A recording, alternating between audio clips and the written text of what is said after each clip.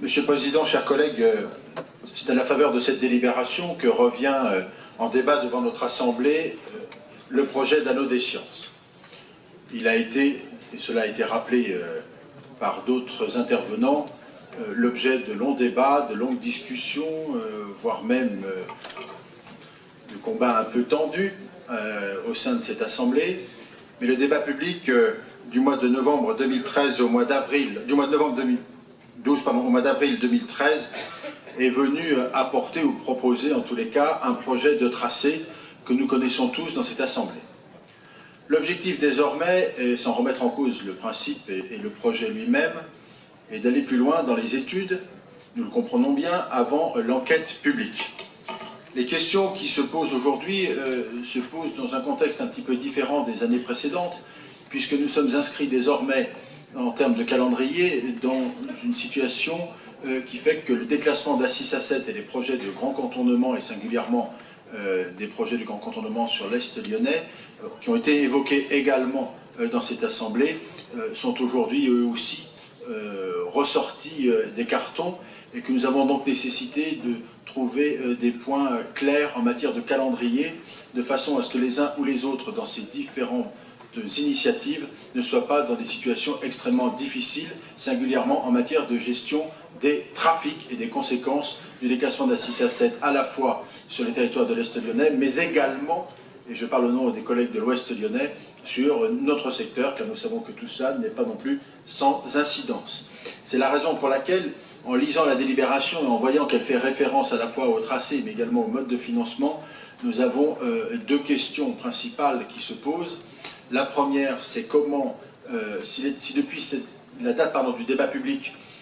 des choses ont été, des études ont été faites en interne dans cette maison, en prévision de cette préparation, y a-t-il eu des évolutions en ce qui concerne le tracé lui-même, si ce n'est en tous les cas les aménagements de ce tracé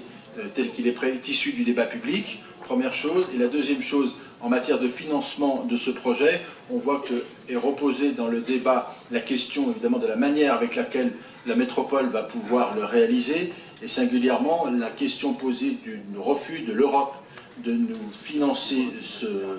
cet ouvrage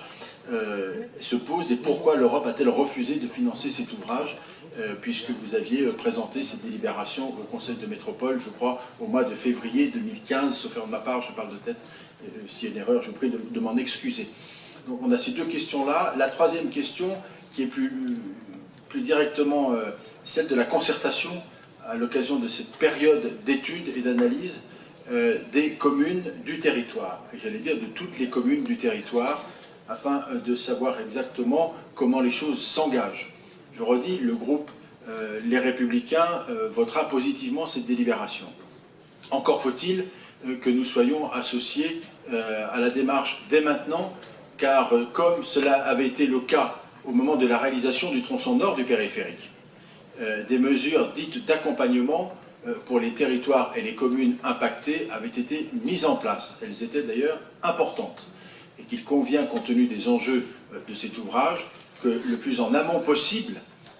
les communes de ce territoire soient parfaitement associées, afin que le résultat puisse bien évidemment être à la hauteur des espérances de tout le monde et remplir le rôle qui est le sien, qui est celui évidemment de participer à l'ensemble des politiques de déplacement de la métropole, et singulièrement pour ce qui concerne notre territoire, de protéger le cœur de la métropole lyonnaise tel que cela a été le projet d'origine. Nous savons qu'un certain nombre de points ont évolué, et ils ont évolué d'ailleurs plutôt favorablement, disons-le clairement, mais que nous soyons clairs dans le débat et dans la discussion, nonobstant le fait qu'il faudra sans doute s'interroger aussi sur les conséquences du prolongement du métro à l'hôpital Lyon-Sud, peut-être à terme au niveau de l'autoroute A450, que ce projet-là qui est en cours et qui démarre, et qui est une bonne chose, je le redis, nous le redisons à ce Conseil de métropole, doit être aussi pris en considération compte tenu des délais qui s'ouvrent à nous dans la réalisation de ces ouvrages. Merci à chacun et chacune d'entre vous de votre